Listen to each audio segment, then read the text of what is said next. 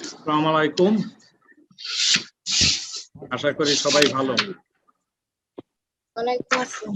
Sir আসসালামু আলাইকুম। আসসালাম। কি অবস্থা?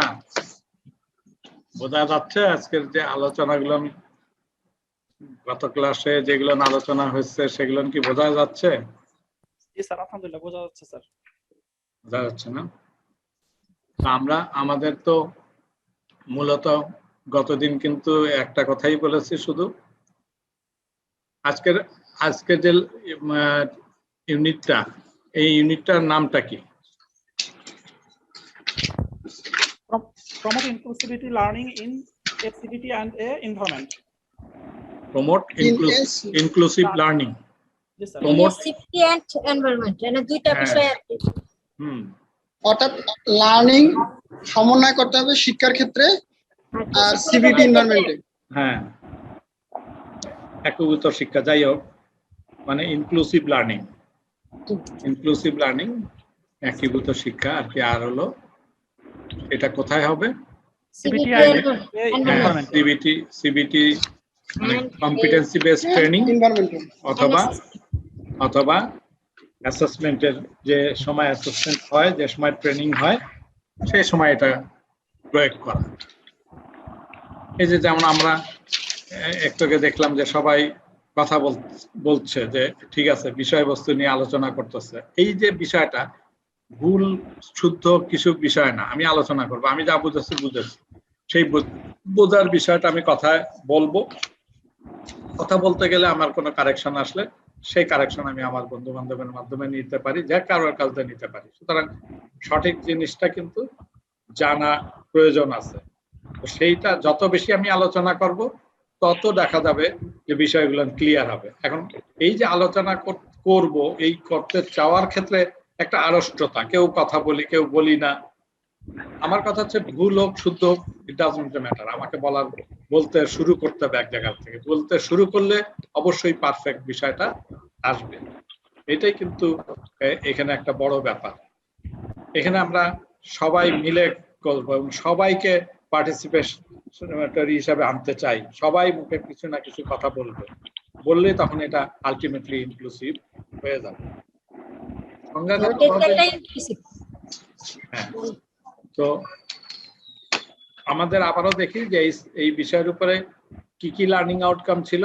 কয়টা পয়েন্ট? 5টা পয়েন্ট। একটা হলো practice inclusivity, develop and implement work strategy, support inclusivity. তার মানে আমি যে কাজগুলো করব সেই কাজগুলোর মধ্যে ইনক্লুসিভিটি সাপোর্ট নিয়ে করতে হবে, অর্থাৎ ইনক্লুসিভিটিটা রাখতে হবে।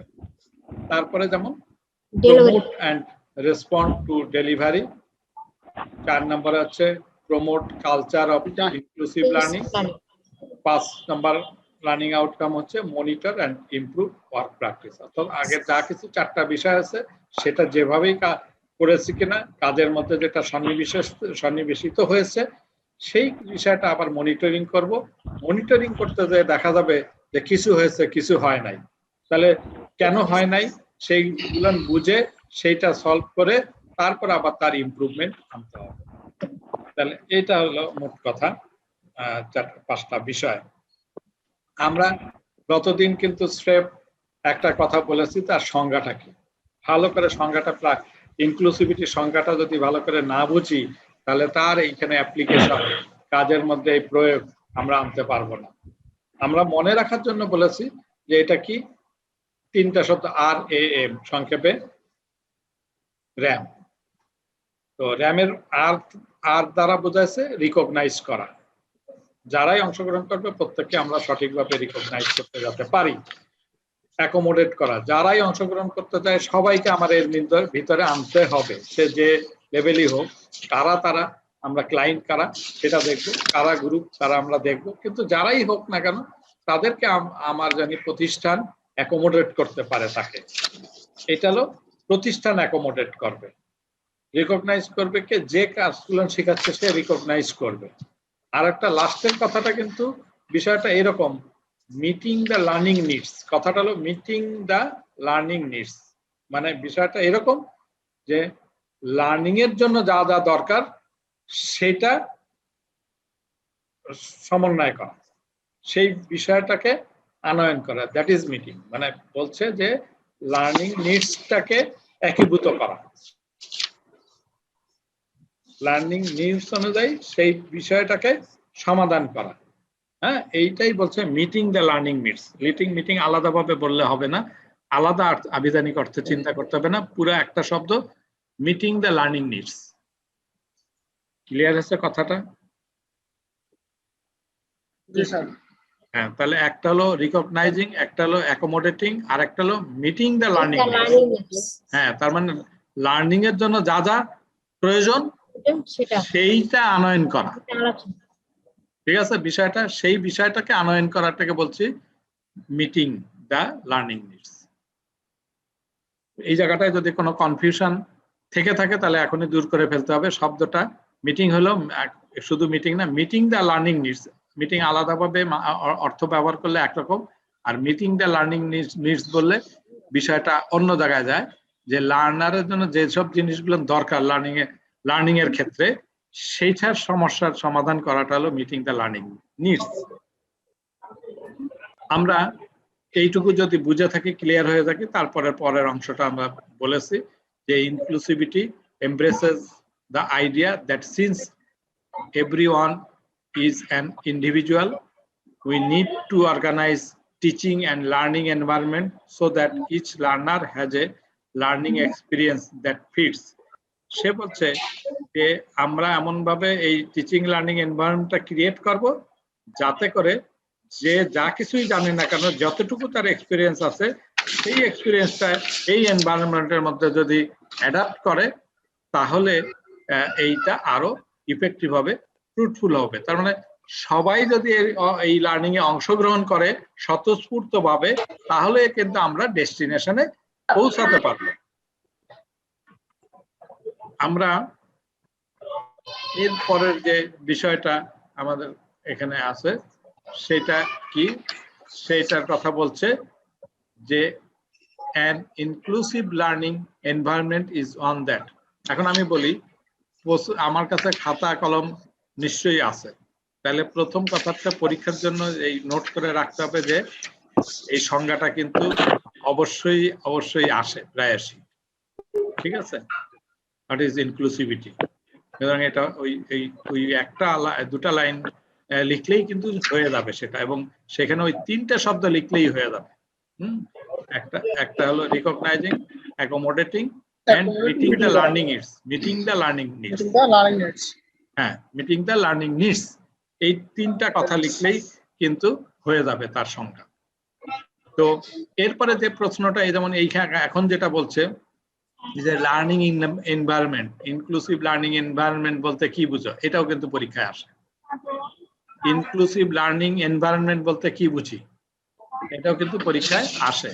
তখন এই পেজে 13 নম্বর পেজ, সিবিএলএম এর 13 নম্বর পেজ, এটা দেখি, বা এখানে কিন্তু 5টা পয়েন্ট দেয়া আছে। ভ্যালুজ এন্ড 5টা পয়েন্ট দিতে হবে, এই 5টা পয়েন্ট দিতে হবে, পাঠাতেও কোনো সমস্যা নেই, যেটুকু সম্ভব। হ্যাঁ, 5টা পয়েন্ট দিলেও কোনো সমস্যা নেই, 7টা পয়েন্ট দিলেও কোনো সমস্যা নেই। আমরা 7টা পয়েন্ট দিলেও যে কথা, 5টা দিলেও চলবে মিনিমাম। হ্যাঁ, তো এখানে কয়েকটা কথা হলো দেখা রয়েছে যে এখন অনেক সময় এইভাবে বলে যে ইনক্লুসিভ লার্নিং এনভায়রনমেন্টের 5টা পয়েন্ট বলার জন্য।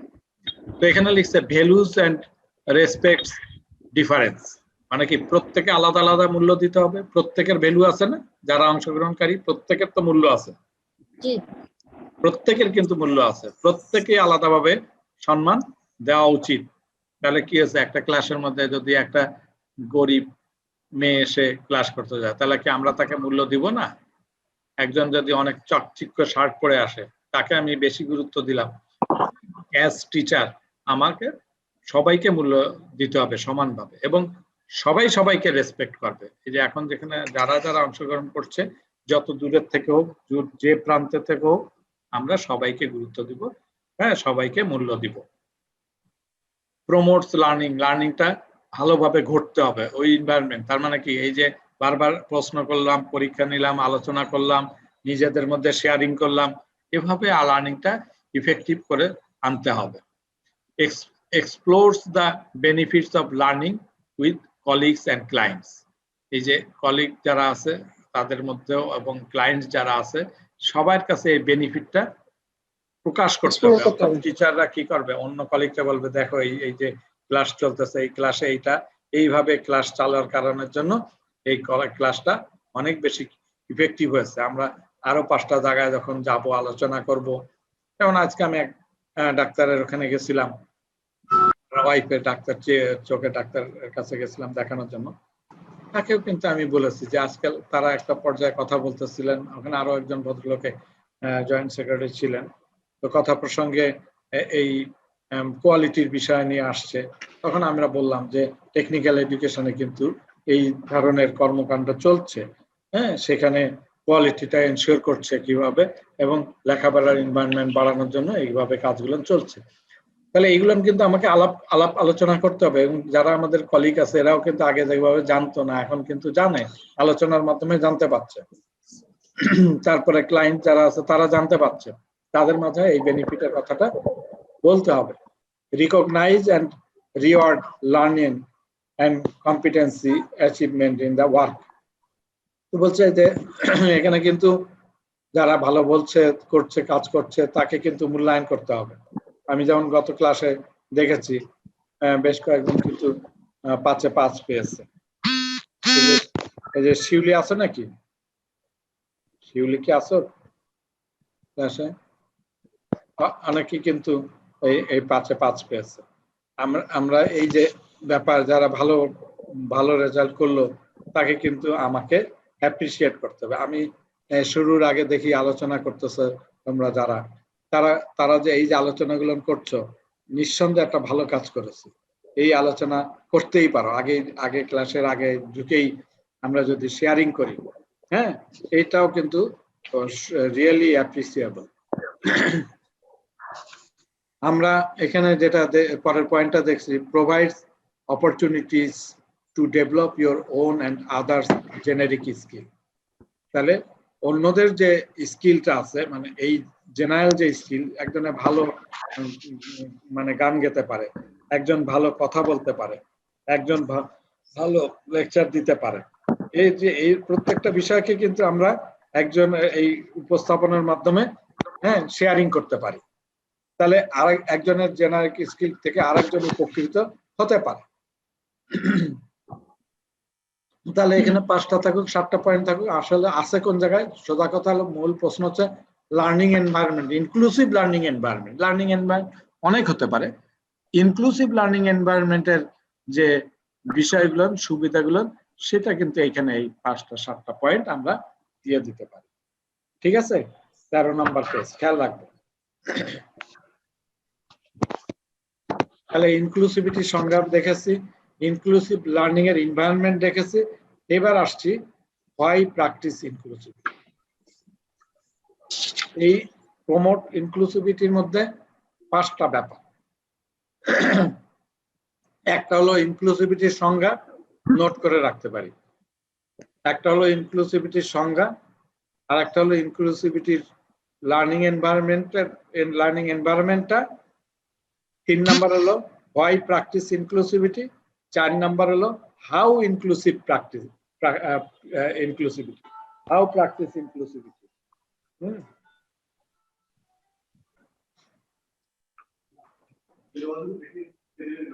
তো এখন হলো যে হোয়াই প্র্যাকটিস ইনক্লুসিভিটি। 4 নম্বর প্রশ্নটা আরেকবার বললে ভালো। একটা হলো হাউ প্র্যাকটিস ইনক্লুসিভিটি।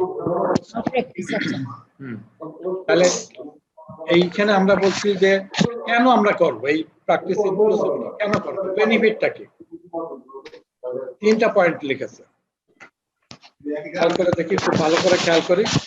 কয়টা পয়েন্ট এখানে? 3টা পয়েন্ট। দেখা যাচ্ছে কি এখানে 3টা পয়েন্ট কি দেখা যাচ্ছে? জি স্যার, দেখা যাচ্ছে। পয়েন্ট 3টার ছোট করে আমি বলি। প্রথমটাও প্রিপেয়ার করা, প্রথমটা কি? প্রস্তুত করা, প্রিপেয়ার করা।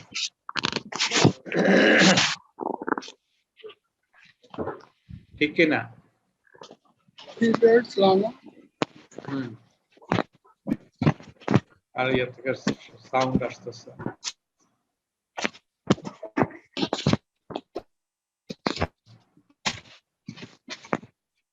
আচ্ছা, একটা ব্যাপার হলো প্রিপেয়ার করা, প্রস্তুত করা, বোঝা গেছে কথা? আচ্ছা, 2 নাম্বার যে কথাটা আমরা বলছি সেটা হলো প্রোভাইড করা। ঠিক আছে, কোথাও না কোথাও আমরা প্রোভাইড করছি।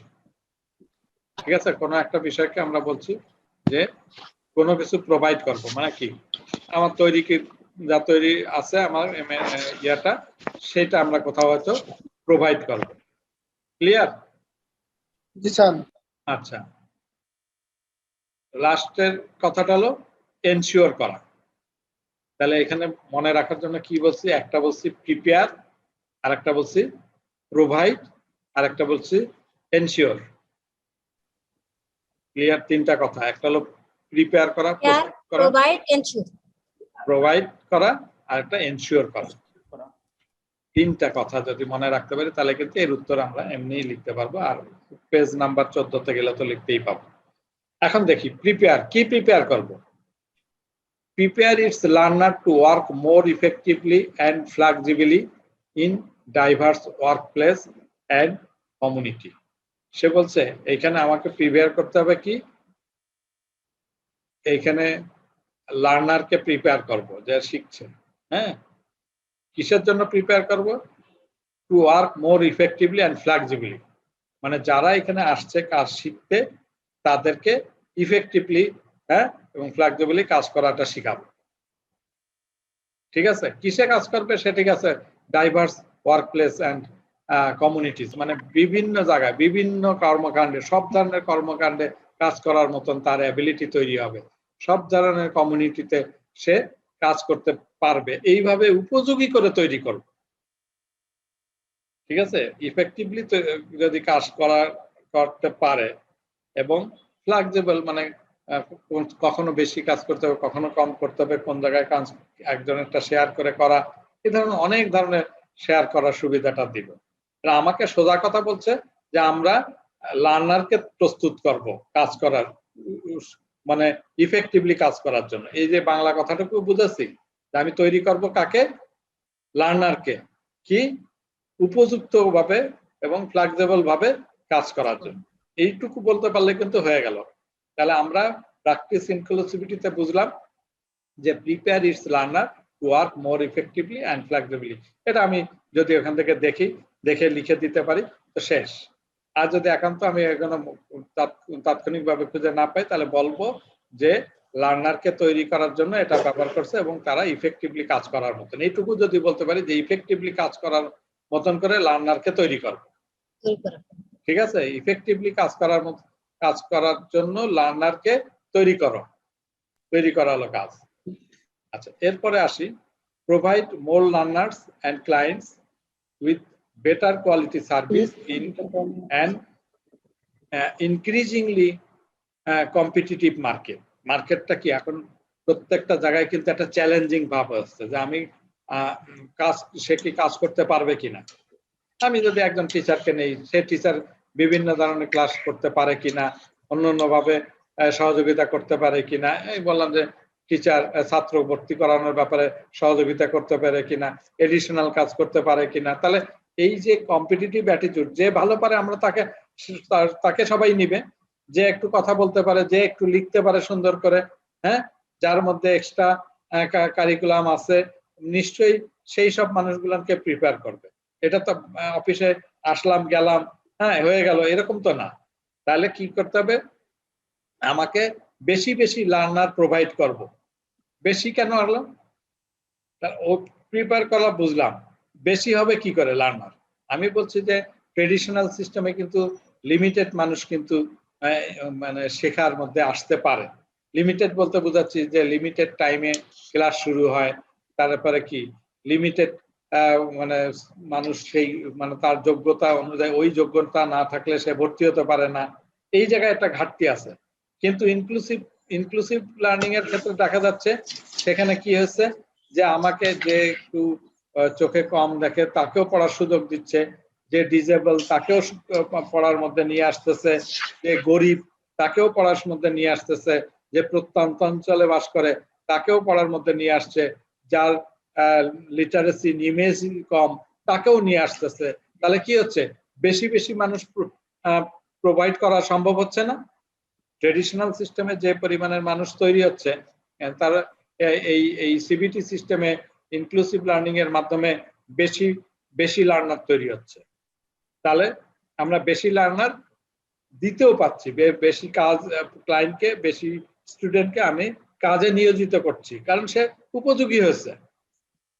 তাহলে একটা লোক প্রিপেয়ার করলাম যোগ্য হিসেবে, বেশি লার্নারকে আমি প্রোভাইড করছি সমাজে কাজের মধ্যে কোয়ালিটি সার্ভিস দেওয়ার জন্য। আরেকটা হচ্ছে ensure it meets it's obligation arising out of legislation and standard।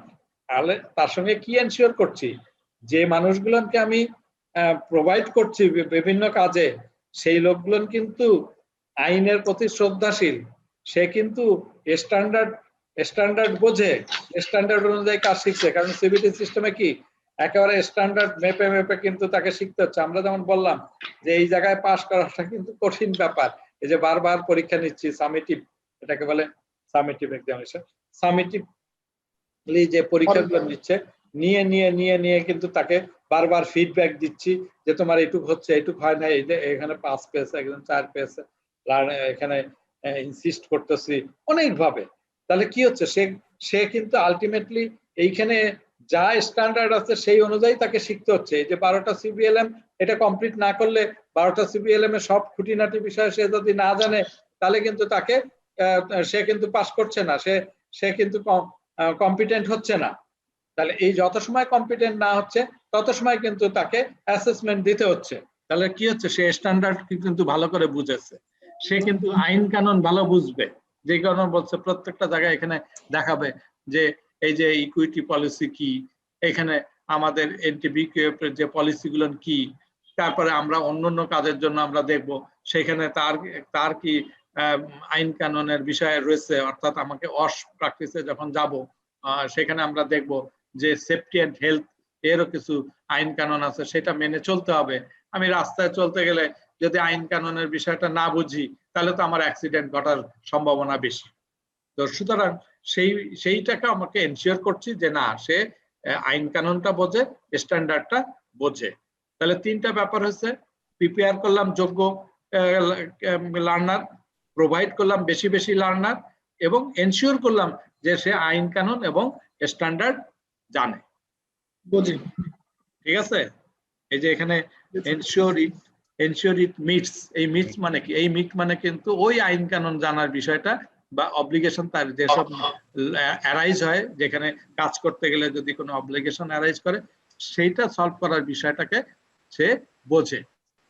তাহলে আমরা সংক্ষেপে এটুকু বলবো যে আমরা যোগ্য লার্নার তৈরি করব এই ইনক্লুসিভ লার্নিং এর প্র্যাকটিসের মাধ্যমে। আমরা বেশি বেশি লার্নার প্রোভাইড করব, আবার আমরা এনশিওর করব যে তারা আইন কানুন এবং স্ট্যান্ডার্ড বোঝে। ক্লিয়ার হচ্ছে কথা? বাংলা কথা ক্লিয়ার হচ্ছে কিনা দেখে লিখবো ইংরেজিতে এইভাবে, আর বাংলায় যদি বুঝতে চাই এটা আমরা বুঝলাম এভাবে। না বোঝা আছে কেউ একটু বলো, কেউ কি না বোঝা আছো কি না? প্রশ্ন করবো, কিন্তু পরীক্ষায় তখন যদি না পারি তাহলে কিন্তু খবর আছে। এটা কিন্তু কোনো মাপ নাই কিন্তু। হ্যাঁ স্যার, যদি একটু সংক্ষেপে বলতেন। কি একটু বলবো, কি সংক্ষেপে, কে বলছে সংক্ষেপে? বলতেছিলাম যে স্যার আমরা একটু আলোচনা করব, আমরা একটু বলি ঠিক আছে কিনা। হ্যাঁ বলো। মানে প্রথম কথাটা বলছে যে ডাইভার্স ওয়ার্ক প্লেসের মধ্যে কার্যকরভাবে কাজ করার জন্য লার্নারকে প্রিপেয়ার করা। হ্যাঁ। 2 নম্বরে বলছি যে প্রোভাইড করতে হবে লার্নারকে অধিক বেটার কোয়ালিটি সার্ভিস, যাতে তারা কম্পিটিটিভ মার্কেটে টিকে থাকতে পারে। আর 3 নম্বরটা স্যার কি এরকম হয় যে ইনশিওর করতে হবে তাদেরকে আইন কানুনগুলো সম্পর্কে এবং স্ট্যান্ডার্ড সম্পর্কে। সাক্ষাৎ না, দেয় এরকম তোমার কিছু। তোমার কথাটা কিন্তু ক্লিয়ার হয় নাই। প্রথম কথা হচ্ছে অত অত কঠিন করে ভাবার কোনো দরকার নেই। আমি বলছি যে যোগ্য জি স্যার। লার্নার তৈরি করা, ঠিক আছে, এক কথায়। জি স্যার। হ্যাঁ, অধিক যোগ্য করে লার্নারকে তৈরি জি করা। স্যার। 2 নাম্বার করে বেশি বেশি লার্নার প্রোভাইড করা, ঠিক আছে। বেশি বেশি লার্নার, বেশি লার্নার কি করে হলো? আমি বলছি যে সাধারণ শিক্ষায় যেভাবে লোক আসে সাধারণ নিয়ম কানুনের মধ্যে পড়াশোনা করে, কিন্তু এই ইনক্লুসিভের ক্ষেত্রে একটা ডিফারেন্ট হয়েছে, মানে সব ধরনের মানুষ আসার সুযোগ আছে। কানা খোড়া, ল্যাংড়া, গরিব, ধনী, ছেলে মেয়ে, হ্যাঁ, প্রত্যন্ত অঞ্চলের মানুষ, সবাইকে আমি এখানে পড়ার সুযোগ দিচ্ছি। তাহলে বেশি মানুষ তাহলে বের হচ্ছে না? আমাদের নর্মাল জি স্যার। সিস্টেমে যে এই একদম এসএসসি তে জিপিএ 5 না পেলে ভর্তি হতে পারবে না, আমরা এই এই মানে ওখানে মেডিকেল টেস্ট হয়, এই না হলে এই হাইট না হলে অমুক না হলে হবে না, এরকম অনেক ধরনের ব্যারিয়ার আছে না পড়ার ক্ষেত্রে? ইনক্লুসিভিটির মধ্যে কি সেই ব্যারিয়ার আছে? সে বলছে যার যা সমস্যা আছে সেই সমস্যার সমাধান করে তাকে পড়াইতে হবে। তাহলে আমরা বেশি বেশি মানুষকে পড়ার সুযোগ দিচ্ছি না? তাহলে বেশি মানুষকে যদি কাজ শেখার সুযোগ দেই, তাহলে বেশি মানুষ কাজে যার যোগদান হওয়ার সুযোগ পাচ্ছে না?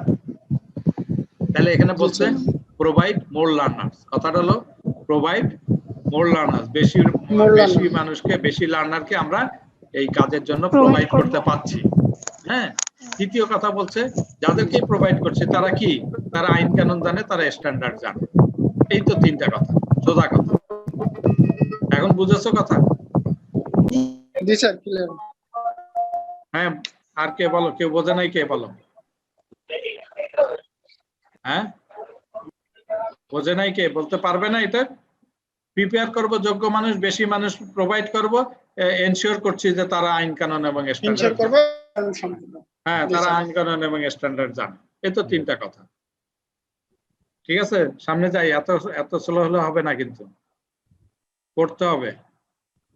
আমি বুঝাই দিয়েছি, কয়েকবার টেপ দেখলে, এই ভিডিওটা দেখলে এই কথা আরো বেশি ভালো বোঝা যাবে। এরপরে বলেছে কি, হাউ প্র্যাকটিস ইনক্লুসিভিটি। এখন কিভাবে ইনক্লুসিভিটি প্র্যাকটিস করব? আমি তো বুঝলাম যে ইনক্লুসিভিটি জিনিসটা কি, ইনক্লুসিভিটি এনভায়রনমেন্টও আমি বুঝেছি, ইনক্লুসিভিটি কেন করব তাও আমি বুঝেছি, কিন্তু এই যে ইনক্লুসিভিটির প্র্যাকটিসটা করা, এইটা বড় কঠিন কাজ।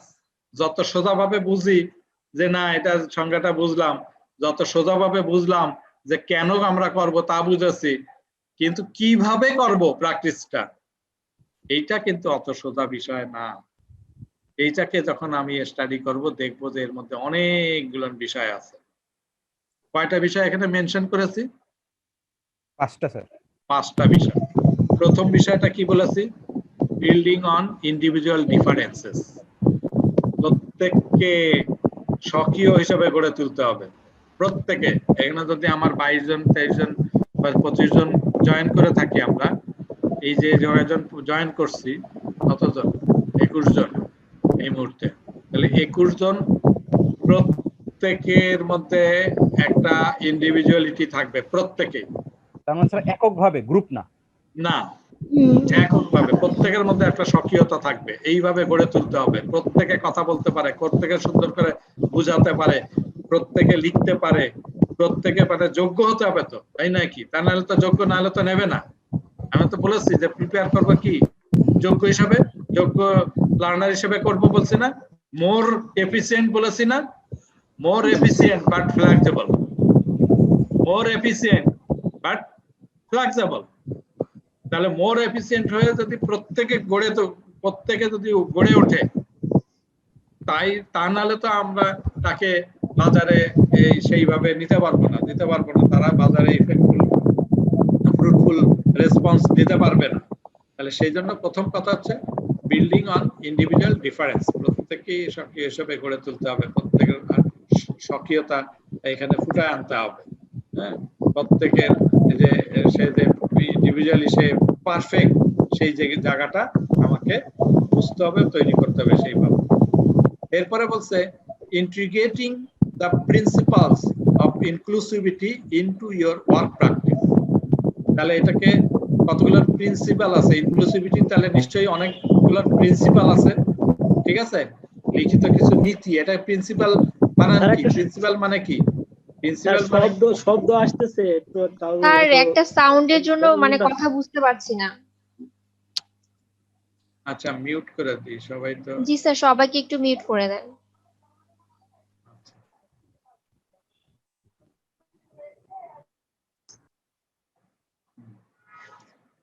তো আমরা এখানে বোঝাতে চাইলাম যে প্রিন্সিপাল অফ ইনক্লুসিভিটি। প্রিন্সিপাল বলতে এখানে প্রিন্সিপাল হলো দুটো বানান আছে, একটা হলো পিএএল, লাস্টে পিএএল, আর একটা পিএলই। পিএল মানে প্রিন্সিপাল মানে প্রধান, আর পিএলই মানে নীতি। তাহলে প্রত্যেকটা জিনিসের মধ্যে নীতি আছে, ইনক্লুসিভিটির মধ্যেও নীতি আছে। তাহলে ইনক্লুসিভিটির অনেকগুলো নীতি আছে, যদি সেই ইনক্লুসিভিটির নীতিগুলো যদি আমরা আমাদের কাজের সময় প্রয়োগ করতে পারি, ইন্টিগ্রেট করতে পারি, অ্যাপ্লাই করতে পারি, হ্যাঁ, তাহলে আমরা এই রেজাল্টটা আমরা পাবো। এই ইনক্লুসিভিটির যে প্রিন্সিপাল সেটাকে আমরা ইন্টিগ্রেট করব আমাদের কাজের মাধ্যমে কিভাবে, সেটা আমরা দেখব। এরপরে বলছে using your institution access and equity policy to guide your work practice. তাহলে ওই যে ইনস্টিটিউটে অ্যাক্সেস করার সুযোগ করে দিতে হবে, সবাই যাতে ইনস্টিটিউটে আসতে পারে, সব ধরনের মানুষ, গরিব ধনী, ছেলে মেয়ে, গ্রাম থেকে আসা, প্রত্যন্ত অঞ্চল থেকে আসা মানুষ, কেউ কানে কম শোনে, কেউ চোখের দেখে, হ্যাঁ, সবার কাছে ইনফরমেশন পড়তে হবে যে এই সময় কিন্তু এই ধরনের ক্লাস হচ্ছে, এখানে এই ধরনের পরীক্ষা হবে সামনে, সেই প্রস্তুতি নিয়ে আসতে হবে। তাহলে এই যে অ্যাক্সেস করার জন্য যত ফ্যাসিলিটি, আমাকে যদি র্যাম তৈরি, আমরা দেখবো কিভাবে আসে, এইখানে সেই কথাটা আসছে যে সেই অ্যাক্সেস করার সুযোগটা যদি করে দেই এবং ইকুইটি পলিসি যদি অ্যাপ্লাই করি, আমরা ইতিমধ্যে কিন্তু ইকুইটি পলিসি জেনেছি যে গ্রুপ, বিভিন্ন ধরনের গ্রুপ আছে, সেটাকে যদি আমরা অ্যাপ্লাই করি, তার মাধ্যমে আমরা ইনক্লুসিভিটি প্র্যাকটিসটা করতে পারবো। প্রত্যেকটা জায়গায় কিন্তু ওই একই কথা চলে আসবে, এই যেটা র্যামের কথা বললাম, রিকগনাইজেশন করা, অ্যাকোমোডেশন করা, আর হলো মিটিং দ্য লার্নার নিডস। এই যে তিনটা কথা কিন্তু এই সব জায়গায় আসবে, সব জায়গায় আসবে বিভিন্ন ভাবে, তা নাহলে কিন্তু ইনক্লুসিভিটি হবে না। এই যে এখানে কিন্তু আমার অ্যাক্সেস করা, তার মানে অ্যাকোমোডেট করার সুযোগটা করে দিয়েছে। Using language that is sensitive to difference.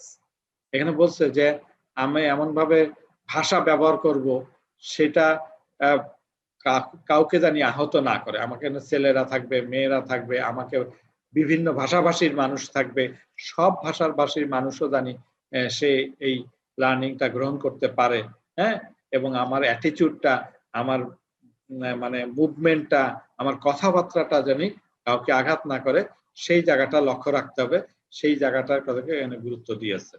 তাহলেই হবে, কারণ কি একজনকে যদি আমরা হার্ট করি কথাবার্তা দিয়ে, সে কিন্তু আর পরে আর ক্লাস করতে চাইবে না, আসতে চাইবে না, হ্যাঁ, সেই ক্ষেত্রে এই জায়গাটাকে অনেক গুরুত্ব দেওয়া হয়েছে। Modelling inclusiveness in work performance. প্রত্যেকটা কাজে কিন্তু প্রত্যেকে মডেল হওয়ার চেষ্টা করতে হবে। তার মানে কি, প্রত্যেকটা ক্লাসে, এক একটা জায়গায় কিন্তু এক একটা টিচারের এরকম সুখ্যাতি আছে। ওই স্যারের ক্লাস, হ্যাঁ ঠিক আছে, ওই স্যারের ক্লাস মিস করা যাবে না, ওই স্যারের ক্লাস আমাকে করতেই হবে।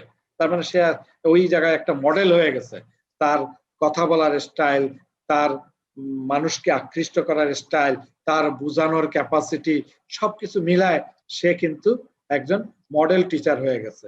সো মডেলিং, এটাকে মডেলিং এ নিয়ে আসতে হবে ইনক্লুসিভিটির ক্ষেত্রে। এটা পেজ নাম্বার 14-তে আছে। তাহলে এই কয়েকটা প্রক্রিয়া যদি বলি যে কিভাবে ইনক্লুসিভিটি প্র্যাকটিস করা যায়, সেই ক্ষেত্রে এইরকম পরীক্ষায় প্রশ্ন আসে, সেই ক্ষেত্রে একইভাবে এই 5টা পয়েন্ট দিয়ে দিলেই হবে। তাহলে কেন প্র্যাকটিস করব এবং কিভাবে করব, দুটা প্রশ্নের উত্তরে আমরা জানলাম। এটা পরীক্ষায় প্রায়শই আসে এই দুটা প্রশ্ন। স্যার 3 নম্বর সেন্টেন্স যেটা বুঝালেন এটা স্যার আর ক্লিয়ার হয়নি। 3 নম্বরে বলেছে using your institution access and equity policy to guide your work practice. ইনস্টিটিউশনে আসবে কিভাবে, মানে ইনস্টিটিউট তো সবাইকে অ্যাকোমোডেট করতে হবে, সেই বিষয়টা আমরা এরপরে আরো ডিটেলে যাব, সেখানে নিঃসন্দেহে আরো বুঝতে পারবো। হ্যাঁ, আমি এখানে ব্যাখ্যায় না যে পরেরটায় যাচ্ছি।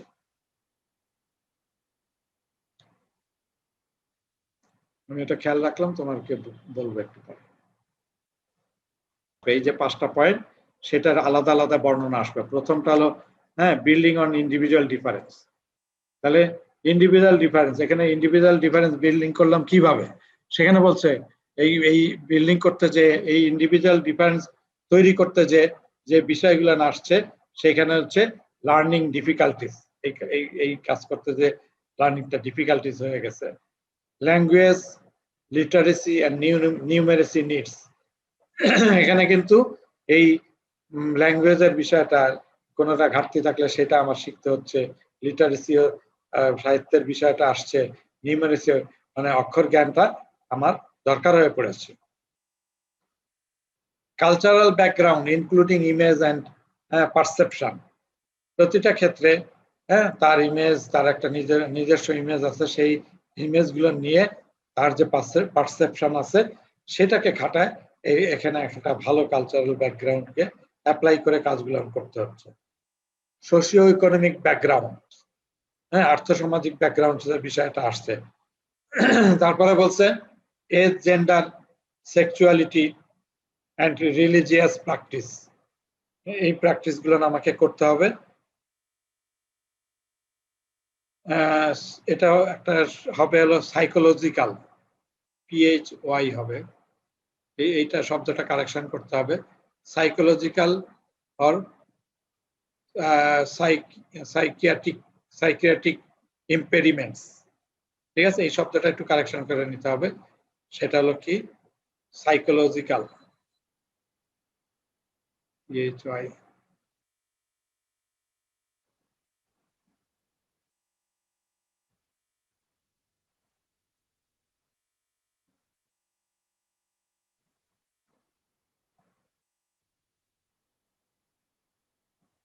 সাইকোলজিক্যাল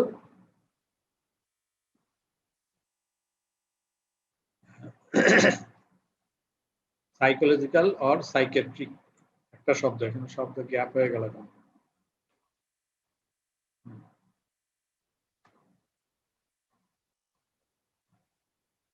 তো এইখানে যেটা বলেছে যে সাইকোলজিক্যাল অর সাইকিয়াট্রিক ইম্পেরিমেন্টস, যদি কেউ এই ঘাটতি থাকে, মানে মানে বিকলাঙ্গের মতনই আর কি, কোনো সাইকিয়াট্রিক প্রবলেম যদি থাকে, যদি সাইকোলজিক্যালি মানসিক বিকলাঙ্গ হয়ে থাকে, তাহলে কিন্তু সেই বিষয়টাও এখানে অ্যাড্রেস করতে হবে, এটাকে দূর করার ব্যবস্থা নিতে হবে।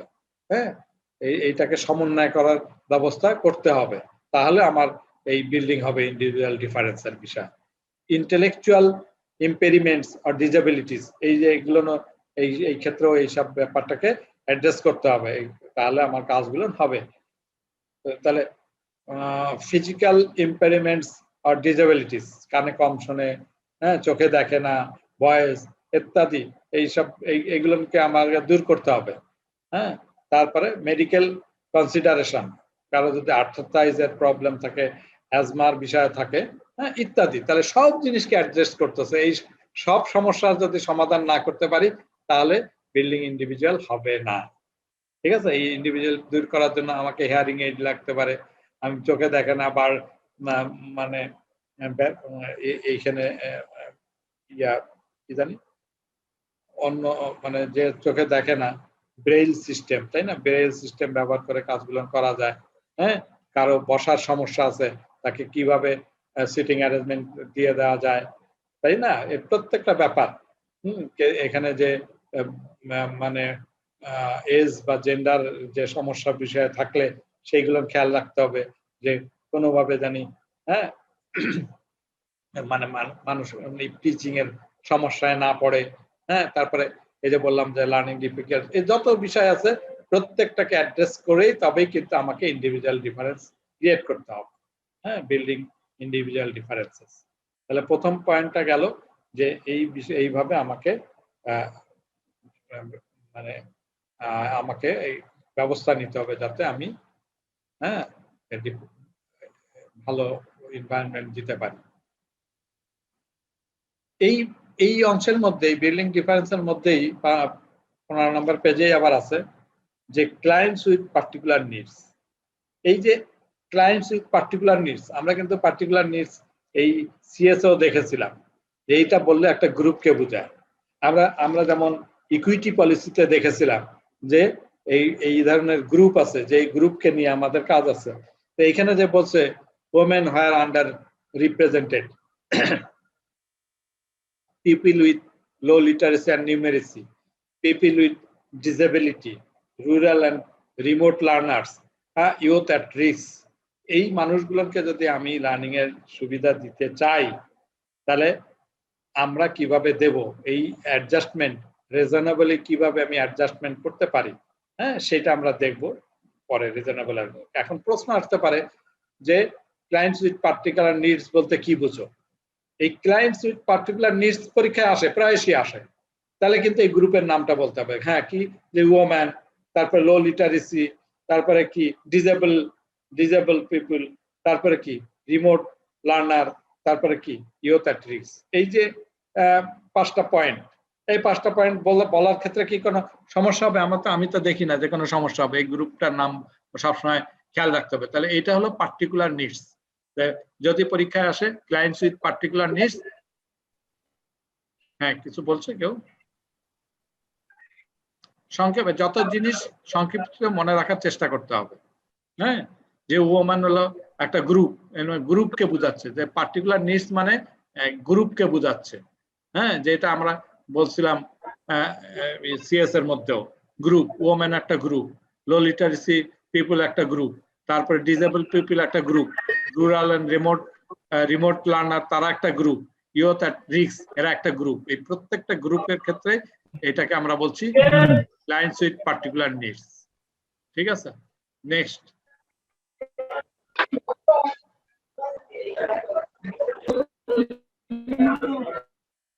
আমরা বলছি যে providing supports for special needs.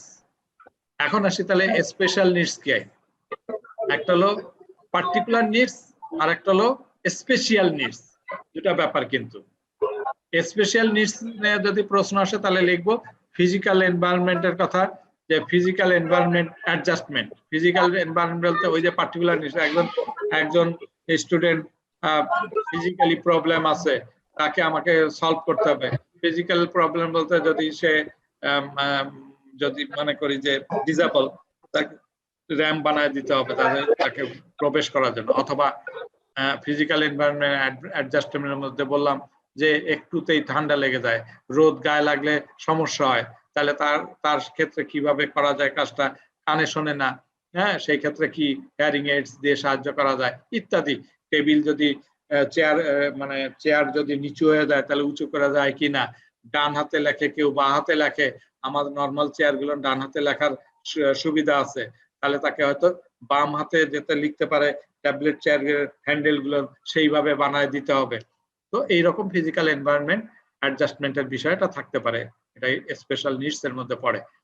Adjustment two learning and assessment activities, ওই যে বললাম লার্নিং সমস্যা যদি থেকে থাকে, এবং অ্যাসেসমেন্টের ক্ষেত্রে ওই যে একই কথা বললাম যে কারো যদি বাঁ হাতে লেখে তাহলে আমাকে এই ব্যবস্থা করে দিতে হবে।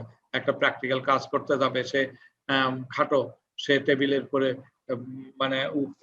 সে অনেক খাটো দেখে সে টেবিল হাইটে নাই, তাকে টেবিল হাইটে নেওয়ার ব্যবস্থা করে দিতে হবে। অস ইস্যু টু বি অ্যাড্রেস, যদি কোনো সেফটি এবং হেলথের সমস্যা থেকে থাকে বা এই ধরনের প্রবলেম ক্রিয়েট হয় সেটাকে অ্যাড্রেস করতে হবে। ল্যাঙ্গুয়েজ রিকোয়ারমেন্টস, হ্যাঁ আমি ভাষা বুঝি না তাহলে কি হবে, সে ভাষা বুঝে সেই ব্যবস্থাটা করে দিতে হবে। লিটারেসি এন্ড নিউমেরেসি ইস্যু, এবং মোর Times additional support to learn, কেউ একটু কম যদি স্লো লার্নার হয়ে থাকে তাহলে তার জন্য এডিশনাল সাপোর্ট আমাকে দিতে হবে। এইগুলোর দ্বারা এই স্পেশালি অ্যারেঞ্জমেন্ট করে আমাকে কাজ করতে হবে। তাহলে স্পেশাল নিডস এর ক্ষেত্রে এইটাও আমার কিন্তু ওই প্রথম যে বিল্ডিং ইন্ডিভিজুয়াল ইন্ডিভিজুয়ালিটি সেটার মধ্যেই কিন্তু এটা এই সব 3টা পয়েন্টই কিন্তু চলে গেল। আমরা এই দুটো প্রশ্নও কিন্তু পরীক্ষায় আসে, রিমেম্বার ইট। যা কিছু দেখাচ্ছে কিন্তু সবই কিন্তু ইম্পর্টেন্ট, পরীক্ষা আসে, কারণ 2 থেকে 3টা প্রশ্ন পাওয়া যাবে এই এই এই সিবিএলএম এর থেকে। এরপরে আসছে এই অংশেই এখনো শেষ হয়নি, এরপরে অংশে আসছে reasonable adjustment to your assessment method and tools. খুব ইম্পর্টেন্ট একটা কথা, এই রিজনেবল অ্যাডজাস্টমেন্ট কতটুকু, কিভাবে রিজনেবল অ্যাডজাস্টমেন্ট হয়। এই 12টা সিবিএলএম এ তো 3 থেকে 4 জায়গায় এই রিজনেবল অ্যাডজাস্টমেন্ট কথাটা পাওয়া যাবে। আমরা বলছি যে 16 নম্বর পেজে হ্যাঁ রিজনেবল অ্যাডজাস্টমেন্টের কথাটা বলা হয়েছে। আমরা একটু দেখি সেখানে যে 16 নম্বর পেজে কি বলেছে। আমরা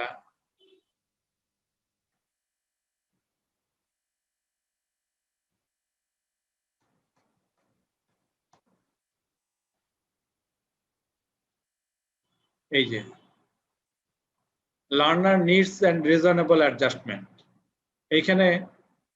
এইখানে বলেছে যে পার্টিকুলার নিডস, তারপরে বলেছে পটেনশিয়াল ইস্যু, তারপরে বলেছে possible range of methods and tools.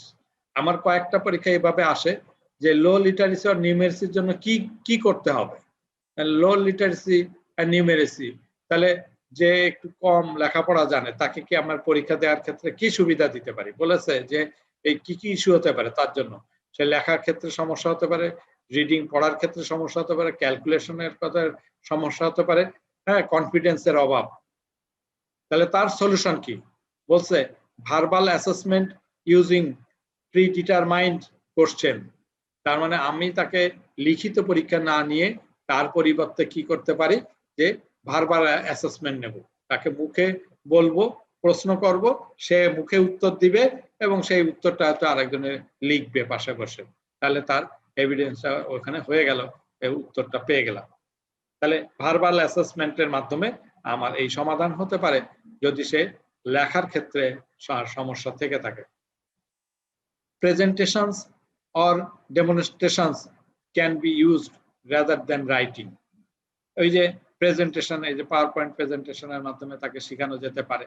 হ্যাঁ লেখা শেখার ক্ষেত্রে সে তো লিখতে পারে না কিন্তু দেখতে পারে, হ্যাঁ তাকে ডেমনস্ট্রেট করে বুঝায় দেওয়া যায়, এই ডেমনস্ট্রেশনের ব্যবস্থা গ্রহণ করা যায়। Use of diagram as visual cues when asking questions or for the candidate to explain answers. হচ্ছে প্রয়োজন হলে এই যেমন ছবি এঁকে, হ্যাঁ মানে ট্রি সিস্টেমে, এটার পরে এটা, এটার পরে এটা, এইভাবে যে 2 প্রকার ভাগ করে তারপরে দেখানো যায়, তাহলে এটা একটা সলিউশন। তাহলে পরীক্ষায় যদি আসে রিজনেবল অ্যাডজাস্টমেন্ট, চলে যাব আমরা কত নাম্বার পেজে, আমরা বলেছি যে এই সিবিএলএম এর 16 নাম্বার পেজে গেলে এখান থেকে আমরা দেখে লিখতে পারবো। প্রশ্ন সাধারণত থাকে যে লো লিটারেসি এন্ড নিউমেরেসির ক্ষেত্রে কিভাবে রিজনেবল অ্যাডজাস্টমেন্ট করা যায়। তাহলে পরীক্ষা কিন্তু তাকে বাদ দেওয়ার কোনো সুযোগ নাই, স্ট্যান্ডার্ডকে ব্যাহত করার কোনো সুযোগ নাই, কাজ জানার ক্ষেত্রে কোনো ঘাটতি থাকার কোনো সুযোগ নাই। সে যে জায়গাটা তার সমস্যা সেটা অন্য ওয়েতে সমাধান করে তাকে কাজ করতে হবে। তার মানে এই রকম না যে আমি পরীক্ষা না দিয়ে তাকে পড়েছে ঠিক আছে পাস করাই দিলাম, সে কম বোঝে তারপরেও আমি আনডিউ তাকে ফ্যাসিলিটি দিলাম, সেটা নাই, সেই সুযোগ নাই। স্ট্যান্ডার্ডকে বিন্দু মাত্র ঘাটতি করে আমার কাজ করার সুযোগ নাই। তাহলে পরীক্ষা যদি এটা আসে তাহলে এখান থেকে আমি এই কয়টা পয়েন্ট উত্তর দিয়ে দেবো। আমাকে প্রশ্ন করলে করতে পারে যে লো লিটারেসি আর নিউমেরেসি ক্ষেত্রে কিভাবে রিজনেবল অ্যাডজাস্টমেন্ট করে পরীক্ষা দেওয়া যায়, তাহলে আমি তখন এই পয়েন্টগুলো 3টা পয়েন্ট এখান থেকে লিখে দেব। ক্যান্ডিডেট উইথ ডিসেবিলিটি, যদি ডিসেবিলিটি হয়, observation checklist using adaptive technology such as braille or sight impaired learner. তার মানে যদি এরকম তার স্পিকিং, রিডিং, রাইটিং এর বিভিন্ন রকম মুভমেন্টের বিষয় বলছে, হিয়ারিং এর বিষয় বলছে, আমি যদি সে চোখে না দেখে তাহলে তার জন্য ব্রেইল সিস্টেমের ব্যবস্থা করতে পারে। Asking question and getting assistance from an interpreter for candidates who are hearing impaired. যদি এই সমস্যা থেকে থাকে তাহলে তাকে আস্কিং করে এবং অ্যাসিস্ট নিয়ে কোনো সাহায্য নিয়ে ইন্টারপ্রেটার, যারা ইন্টারপ্রেটার আছে, কোনো এক ইন্টারপ্রেটার ব্যবহার করে আমি এই কাজ করতে পারি। যেহেতু সে কানে শোনে না, তাহলে কিন্তু তাকে অঙ্গভঙ্গিমায় দেখাতে পারে এইরকম একজন ইন্টারপ্রেটারকে তার সঙ্গে রাখতে দেওয়া যায়, তাহলে আমার প্রশ্নটা উনি ওই অঙ্গভঙ্গি করে ওকে বুঝায় দিতে পারে যে কানে শোনে না, কিন্তু ইঙ্গিতে তার প্রশ্নটা বুঝায় দিতে পারে। দেন সে এই ইঙ্গিতে আবার প্রশ্নের উত্তরটা দিলে ইন্টারপ্রেটার সেটা আবার আমাদেরকে বুঝায় বলল, সেটা একটা প্রক্রিয়া হতে পারে। Using an interpreter, reader, attendant, career or scribe to write down answer to question। ওই যে বললাম যে কোনো ধরনের অ্যাটেন্ডেন্স বা ইন্টারপ্রেটার রাখা যায়, সহযোগী হিসাবে, তাকে ব্যবহার করে এই প্রশ্নের উত্তরগুলো নেওয়া যেতে পারে। তারপরে কি observation of task performed on suitably adjusted equipment or environment, এবং এই ক্ষেত্রে আমাদের সুইটেবল ইকুইপমেন্ট দেওয়া যেতে পারে যেটা সাহায্য নিয়ে সে ডিসেবল ক্যান্ডিডেট উত্তরগুলো দিতে পারে। ওল্ডার ক্যান্ডিডেট যদি বৃদ্ধ হয় তাহলে কি আছে, বয়সে একটু বেশি বয়সী মানুষ, সে তো একটু চোখে কম দেখে, তাহলে চোখে কম দেখলে কি হবে, তাকে যাতে ভালো করে সে দেখতে পারে তার জন্য আমার স্ক্রিনে ফন্টের সাইজ একটু বড় করে দিতে হবে, কিন্তু এত বড় না যাতে আবার সমস্যা হয় ক্লাসগুলো করতে। সুতরাং নর্মাল সাইজের থেকে 12 পয়েন্ট হয়তো নর্মাল পয়েন্ট, তার থেকে একটু বেশ বড় পয়েন্ট দিয়ে দিলে সে চোখে দেখতে পারে। সো এল্ডার ক্ষেত্রে এই ধরনের চিন্তা আমাদের থাকতে পারে। তারপরে বলছে ইউজ ক্যান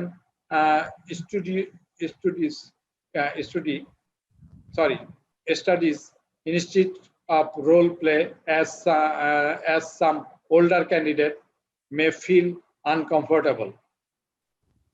কেস স্টাডির কথা, এখানে কেস স্টাডির মাধ্যমেও কিন্তু এই জিনিসগুলো বুঝায় বলা যায়। কেস স্টাডি একটা ভালো বিষয়, কেস স্টাডি দিয়ে বুঝায় কিন্তু অনেক বয়স্ক মানুষকে সুন্দরভাবে জিনিসগুলো বুঝায় দেওয়া সম্ভব। তারপরে ইল হেলথের কথা বলেছে, সেই ক্ষেত্রে কি করা যায়, shorter assessment task that allow for medication or ফ্যাটিকের প্রবলেম থাকলে, এই যে এখানে স্পেশাল বিষয়গুলো কিন্তু প্রত্যেকটা ইল হেলথের ব্যাপারে কি হবে, জেন্ডারের ক্ষেত্রে কি হবে, ইউজ সেম জেন্ডার অ্যাসেসর, মানে দেখা গেল মেয়েদের পরীক্ষা হচ্ছে, সেই ক্ষেত্রে আমরা কিন্তু একজন অ্যাসেসর নিয়োগ দিতে পারি একটা মহিলা, তাহলেও কিন্তু একটা অ্যাডজাস্টমেন্ট কিন্তু হয়ে গেল। ক্লাস নিতে হচ্ছে মেয়েদের ক্লাস পুরাটাই, ঠিক আছে একটা মেয়ে শিক্ষক দিয়ে দেই। তো এইভাবে আমাদের কিন্তু এই অ্যাডজাস্টমেন্ট গুলো করা যায়।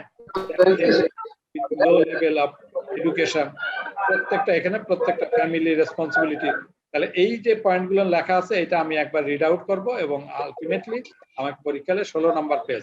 আমার বললাম যে 3-4 জায়গাতে এরকম রিজনেবল অ্যাডজাস্টমেন্টের প্রশ্ন আসতে পারে, আমি একটা জায়গা থেকে উত্তর দিতে পারি, আমি প্রস্তুত থাকি যে এই যে 16 নম্বর আমি প্রথম দেখলাম এটাই আমি ব্যবহার করব, আমার অন্য কোনো জায়গায় যাওয়ার কোনো প্রয়োজন হবে না। আশা করি আমার মনে হয় বোঝা গেছে কথাটা। স্যার স্যার কোনো প্রশ্ন আছে? মুফাজ্জল বলছিলাম স্যার। হ্যাঁ স্যার এখানে যে স্যার অনেকগুলো আছে পয়েন্ট আকারে, যেমন ওল্ডার আছে বা স্যার আপনি সিবিএল এর যে পয়েন্টগুলো দেখালেন, উত্তর দেওয়ার সময় কি সবগুলোই স্যার ব্যাখ্যা করতে হবে? না, প্রশ্ন নরমালি প্রশ্ন আসে যে কোনো একটাই। আচ্ছা, হ্যাঁ ওখানে অনেকগুলো আছে, তো রিজনেবল অ্যাডজাস্টমেন্ট কথা বলা হলো যে লো লিটারেসি ক্ষেত্রে রিজনেবল অ্যাডজাস্টমেন্ট হবে কিভাবে, তখন ওই উত্তরে যে ডান পাশে আমি পড়ে শোনালাম ওইভাবে ওই অংশটুকু খালি লিখে দিলেই হবে। এরকম টেবিল করে দেওয়া লাগবে কিনা স্যার? না না না, কোনো টেবিল করে দেওয়ার প্রয়োজন নেই। ঠিক আছে, উত্তর হলেই হলো। এবং প্রশ্ন যদি এরকম থাকে তাহলে একটা জিনিসের পরে পয়েন্ট হয়ে যায়, 3-4টা পয়েন্ট দিয়ে দিলেই তো হয়ে গেল। আমার যখন পরীক্ষা হবে তখন কিন্তু মানে খুব লিমিটেড স্পেস থাকে, ওই স্পেসের মধ্যেই উত্তরটা দিতে হবে। আমরা কিন্তু মানে এখন এরপর আমি কিছু রিটেন পরীক্ষা নিব, সবাই প্রস্তুত থাকতে হবে যে এই যে 1 আর 2 শেষ হয়ে গেলে আমরা একটা রিটেন পরীক্ষা দিব। সবাই যার যার এখানে থেকে ক্যামেরা ওপেন থাকবে, আমরা এখান থেকে দেখতে পারবো, লিখে সঙ্গে সঙ্গে দ্রুত ওই প্রশ্নের উত্তর লিখে সঙ্গে সঙ্গে আমি দুইটা উপায় আছে অন্তত অ্যাটলিস্ট যে সবাই মোবাইলে তো মনে হয় হোয়াটসঅ্যাপ আছে, তাই না? হোয়াটসঅ্যাপ আছে না? হোয়াটসঅ্যাপ আমার নাম্বারটা চেক করে হোয়াটসঅ্যাপ রেডি করে রাখতে হবে, ছবি তুলে মানে হোয়াটসঅ্যাপে পাঠিয়ে দিতে হবে। ছবি মানে কি, আমার অ্যাড্রেসে গেলে ওখানে ছবি উপরে ক্লিক করলে, ক্যামেরার উপর ক্লিক করলে ছবি চলে আসবে, প্র্যাকটিস করে রাখতে হবে। তো আমরা সেভাবেও পরীক্ষা নিব, কারণ রিটেন পরীক্ষা না নিলে কিন্তু বোঝা মানে অবস্থান বোঝা যাবে না কি অবস্থা, কোনো গ্যাপ হবে। তবে অবশ্যই পরীক্ষার সময় ক্যামেরা ওপেন থাকতে হবে, আমরা যাতে এখান থেকে দেখতে পারি সবাইকে। হ্যাঁ, ওপেন বুক সিস্টেম, কোনো অসুবিধা নেই, বই দেখেই লিখুক, কিন্তু বইতে দাগানো যাবে না। বাট যেটুকু সময় পাওয়া যায় ওই সময়ের মধ্যে উত্তর দিতে হবে, এই প্র্যাকটিস গুলো আমাকে করতে হবে, কারণ ফাইনাল পরীক্ষা আমার ওভাবেই যাবে। So be careful. মোফাজ্জল, কি বোঝা গেছে কথাগুলো? বুঝতে পারছি স্যার। হ্যাঁ, তাহলে আর কারো কোনো প্রশ্ন থাকলে? স্যার আমি সামনের ক্লাসগুলো করে নেই, সেক্ষেত্রে স্যার আমি ভিডিও লিংক দিয়ে দেবো, ইমেইল দিয়ে দিলে আমি ভিডিও লিংক দিয়ে দেবো, ভিডিওগুলো দেখে নিলে হবে। স্যার একটা জিনিস বলি আর কি, যে বলতেছে যে learners need and reasonable adjustment, বলে যে লো লিটারেসি আর নিউমেরিসির ক্ষেত্রে এই রিজনেবল অ্যাডজাস্টমেন্টটা কি?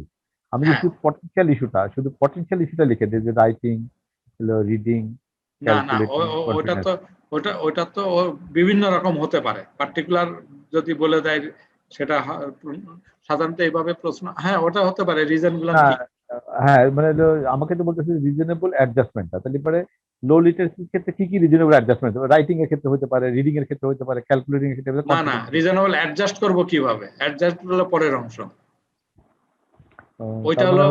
ওইটা হলো কি কি সমস্যা হতে পারে সেটা। আর অ্যাডজাস্ট করব কি, সমস্যা হলে সমাধান কি? ও আচ্ছা, যে possible range of methods and tools, এটা। হ্যাঁ, ওইটা হলো অ্যাডজাস্টমেন্ট, ওইটা হলো সলিউশন।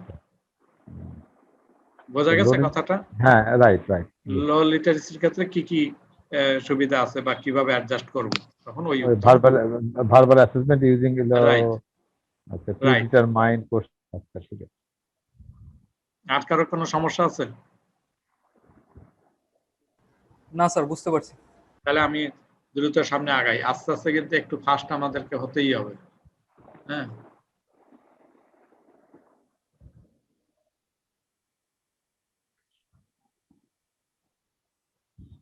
তাহলে আমরা এটা এই অংশটুকু শেষ করেছি। পরের যে বিষয়টা আমরা একটু দেখি। এখন আমরা বলছি দ্বিতীয়, এটা হলো ইন্ডিভিজুয়াল যে বিষয়টা আমরা গেছি। এখন বলছি principal of inclusivity into your work practice. হ্যাঁ,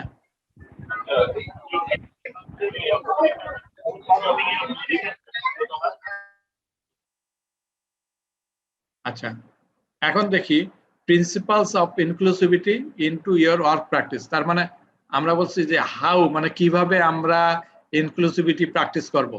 প্রথম পয়েন্ট কিন্তু আমাদের গেছে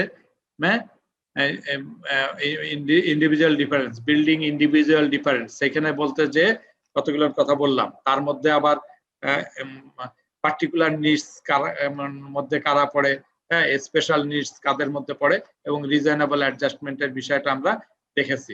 এবার আসি দ্বিতীয় পয়েন্টটা, যে কিভাবে আমরা প্র্যাকটিস করতে পারি। হ্যাঁ, সেইখানে বলেছি যে principles of inclusivity into year work practice. কি কতগুলো প্রিন্সিপাল আছে, আর কিছু না, এগুলো খালি প্রিন্সিপাল। যেসব প্রিন্সিপাল অ্যাপ্লাই করবো, যে নীতিগুলো তৈরি হয়ে আছে, লিখিত কিছু নীতি আছে, সেই নীতিগুলো যদি আমরা অ্যাপ্লাই করি আমাদের কাজের সময়, তাহলে হয়ে যাবে। তাহলে কি কি নীতি আছে, জাস্ট এটা আমরা লিখে দেবো। হ্যাঁ, এখানে বেশি কিছু বোঝার কিছু নাই। Using learner centred approach to learning. তাহলে একটা স্পষ্ট কথা আছে, আমি গত ক্লাসেও যে পরীক্ষাটা নিয়েছিলাম সেখানে বলছিলাম যে ট্রেডিশনাল সিস্টেম কিরকম, টিচার সেন্টার, আর সিবিটি সিস্টেম কোন রকম, লার্নার সেন্টার।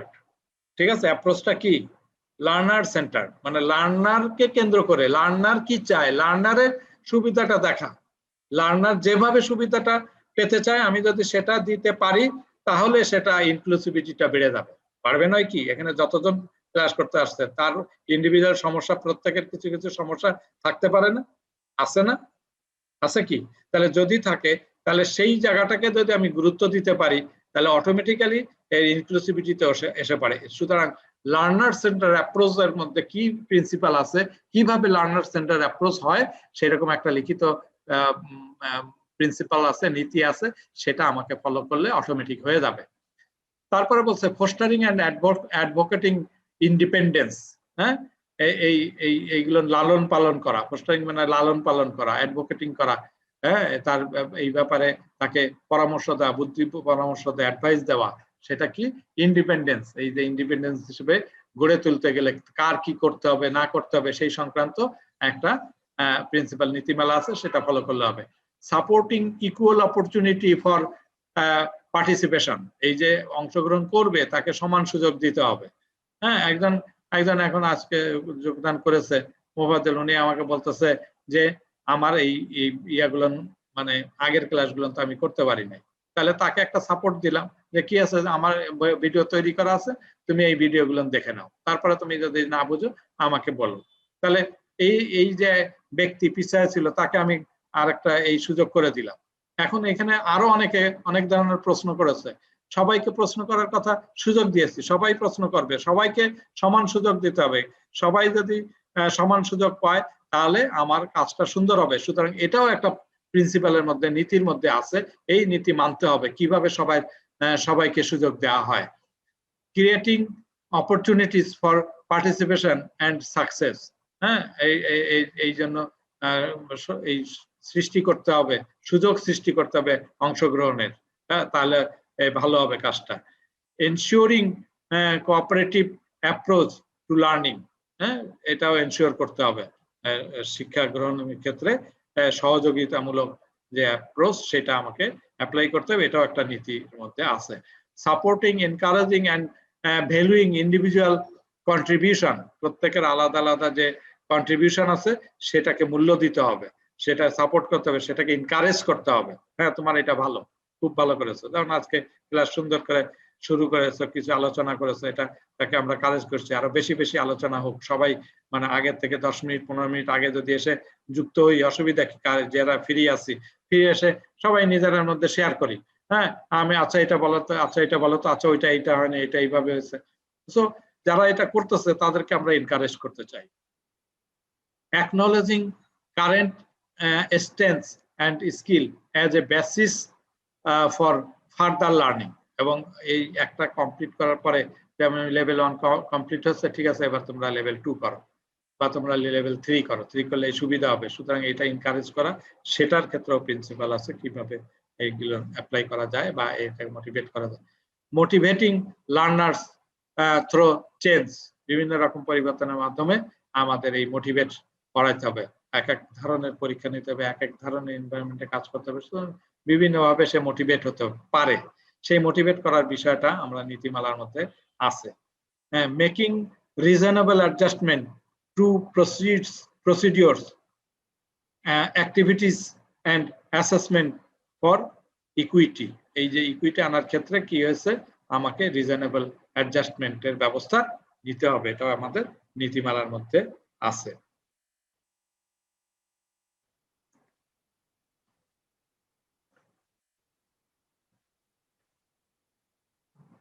এবার আসছি তৃতীয় পয়েন্ট। এই যে তৃতীয় পয়েন্ট প্রশ্ন করেছিলাম মানে কলি, institutions access and equity policy to guide your work practices. বলেছে যে ইনস্টিটিউশন অ্যাক্সেস কিভাবে হচ্ছে, access within a training or assessment organisation by improving physical access to training venue. Training ভেন্যুতে ফিজিক্যালি যাতে আসতে পারে, সেটা আগে আমরা দেখতাম যে আগের যে সিস্টেমগুলো ছিল অনেক শিক্ষা প্রতিষ্ঠানে শুধুমাত্র এরকম সুন্দর করে সিঁড়ি করা ছিল, কিন্তু কোনো র্যাম নাই, মানে স্লোপ করা নাই। এখন অনেক প্রতিষ্ঠানে কিন্তু এই র্যাম তৈরি করেছে। কেন? ওই যে ফিজিক্যাল অ্যাক্সেস দেওয়ার সুবিধা এনে দিয়েছে ভেন্যুতে, অথবা লিফটে করে উপরে ওঠার ব্যবস্থা করে দিয়েছে। তাহলে এটা একটা ইমপ্রুভমেন্ট হলো এই ইনস্টিটিউট অ্যাক্সেস এর ক্ষেত্রে। তাহলে এটা একটা অ্যাকোমোডেট করেছি। Ensuring that selection criteria do not discriminant against learner. তাহলে এখানেও এনশিওর করতে হবে যে যারা এখানে আসছে তাকে কিন্তু ডিসক্রিমিনেট করা যাবে না কোনো লার্নারকে, এটা আমাকে এনশিওর করতে হবে। সমস্ত ধরনের লার্নারকে একই দৃষ্টিতে একই চোখে দেখা হবে, এটা এনশিওর করার দায়িত্ব ওই প্রতিষ্ঠানের। Adapting marketing activities to encourage all learners. এখন আমি কি করলাম, কোন রকমে একটা ঢাকা শহরে একটা পত্রিকায় আমি অ্যাড দিয়ে দিলাম যে এখানে ভর্তি চলছে, তাহলে প্রত্যন্ত অঞ্চলে একটা মানুষ তো জানতে পারলো না। তাহলে সব এলাকার মানুষ যে জানতে পারে যে না এই সময় ভর্তি হচ্ছে, সবাই এই ভর্তির সুযোগটা পাবে, এইটা অ্যানাউন্সমেন্টটা, এই মার্কেটিংটা যদি প্রপারলি করতে পারে প্রতিষ্ঠান, তাহলে সেই কাজটা হবে যেটা ইনস্টিটিউটে অ্যাক্সেসের সুযোগটা সে পেয়ে গেল। তো এখন বোঝা গেছে যে ইনস্টিটিউটের অ্যাক্সেসের বিষয়টা কি? বলি, তুমি মাইক্রোফোন আনমিউট করে বলো। জি স্যার, বুঝতে যে পেরেছি। প্রশ্নটা তোমার ছিল এখন নিশ্চয়ই সলিউশন হয়েছে, অন্যরাও বুঝেছে নিশ্চয়ই, জি স্যার। কোনো সমস্যা নাই। তাহলে না আমরা স্যার, সমস্যা নেই। আচ্ছা, আমরা আরেকটা দেখি। হ্যাঁ, এরপরে যেটা, সেটাও ইনস্টিটিউটে অ্যাক্সেসের বিষয়টা বলছে, সেটা policy to guide your work practice, equity within a training and or assessment organisation by. হ্যাঁ, তাহলে ইকুইটি করবো কিভাবে? Providing a supportive learning environment. Supporting learning environment কি? ওই যে বললাম যে কানে কম শোনে, তাহলে হেয়ারিং এইড দিতে হবে। সে ডান হাতে না বা হাতে লেখে, তাহলে সে যদি বা হাতে লেখে, তাহলে আমার ট্যাবলেট চার্ট কি, আমাদের নর্মাল ট্যাবলেট চার্ট সবাই আমরা ডান হাতে লিখি, ডান হাতে এই টেবিলটা সেট করা আছে। এখন সে যদি লেফট হ্যান্ডেড হয়ে থাকে, তাহলে আমার এমন কিছু চেয়ারের সেটিং রাখতে হবে যাতে বা সাইডে লেখা, বা হাত দিয়ে লেখার মতন ওই সেটিং এ তাকে রাখা যায়। কোনোভাবে যদি আমার একজন স্টুডেন্ট খুবই খাটো, তাহলে তার জন্য একটা হাই চেয়ারের ব্যবস্থা করে দিতে হবে। তাহলে এইভাবে আমি সাপোর্ট দিয়ে তাকে এই সুযোগটা এনে দিতে পারি। ইনস্টিটিউট এই বিষয়টা অ্যালার্ট হতে পারে। Reasonably adjusting assessment to meet individual circumstances. বললাম যে রিজনেবল অ্যাডজাস্টমেন্ট, ওই যে বললাম কারো যদি মনে হচ্ছে যে এই ফ্যানের নিচে বসে পরীক্ষা দিতে অসুবিধা হচ্ছে, আসলে কারোর কোনো সমস্যা আছে কিনা পরীক্ষার আগে জিজ্ঞাসা করা হয়। তার সমস্যা হলে তাকে ওই ফ্যানের এখান থেকে সরাই আরেকটা জায়গায় নিয়ে যেতে পারে। বাইরে যদি অনেক রোদ আছে, রোদটা জানলা থেকে গায়ে পড়তেছে, তাকে সরাই অন্য জায়গায় দিতে পারি। তাহলে এইভাবে অনেক ধরনের রিজনেবল অ্যাডজাস্টমেন্ট আছে। যেমন বললাম ওই যে সে লিখতে পারে না, তাহলে সেই ক্ষেত্রে তাকে ভার্বাল অ্যারেঞ্জমেন্ট করতে পারে। লো লিটারেসি লোক যদি থেকে থাকে, আগে তাকে জানাতে হবে। হ্যাঁ, তার কিছুটা সময় বাড়ায় দেওয়ার প্রয়োজন থাকতে পারে। সে যদি বলে যে না আমি খুবই স্লো লার্নার, সেই ক্ষেত্রেও কিন্তু অ্যাডজাস্ট করার কিছুটা সুবিধা থাকে। Implementing policies on fee reduction and, মানে কোনো কোনো ক্ষেত্রে আস্তে আস্তে ফি রিডাকশন করার ব্যবস্থা থাকতে পারে। কারণ সবাই একই রকম সঙ্গতি নাই। কারো যদি একটু টাকা পয়সার ঘাটতি থাকে, পুয়ার থাকে, সে পয়সা দিতে কম পারে, তাহলে সেই ক্ষেত্রে আমাকে যতটুকু সম্ভব তাকে ফি কমায় দেওয়ার চেষ্টা করার পলিসি থাকতে হবে। তাহলে ফি পলিসি অনেক রকম থাকতে পারে। স্টাইপেন্ড দেওয়ার বিষয় থাকতে পারে, যে গরিবকে আমাদের স্টাইপেন্ড দেওয়ার সুযোগ অনেক প্রতিষ্ঠানে আছে। সো এটা একটা policy. Developing and using inclusive training materials. তাহলে এই ক্ষেত্রে ইনক্লুসিভ ট্রেনিং ম্যাটেরিয়ালস কিন্তু আমাকে তৈরি করতে হতে পারে। এই যে মাল্টিমিডিয়া ব্যবহার করে যদি আমরা ক্লাস নেই, তাহলে অনেকের পক্ষে সুবিধা হবে। আমি খালি নর্মাল লেকচার না দিয়ে, কারণ আমার অনেক বিষয় আছে যেগুলো মানুষ শোনার চেয়ে দেখে তাড়াতাড়ি বুঝতে পারে। হ্যাঁ, আরো অনেক অ্যারেঞ্জমেন্ট থাকতে পারে ইনক্লুসিভ ম্যাটেরিয়ালস তৈরি করার জন্য। অর্থাৎ আমি দেখা গেল যে কাগজে লিখে আমি বিভিন্ন ওয়ালে টানায় দিলাম যে এইটা rules.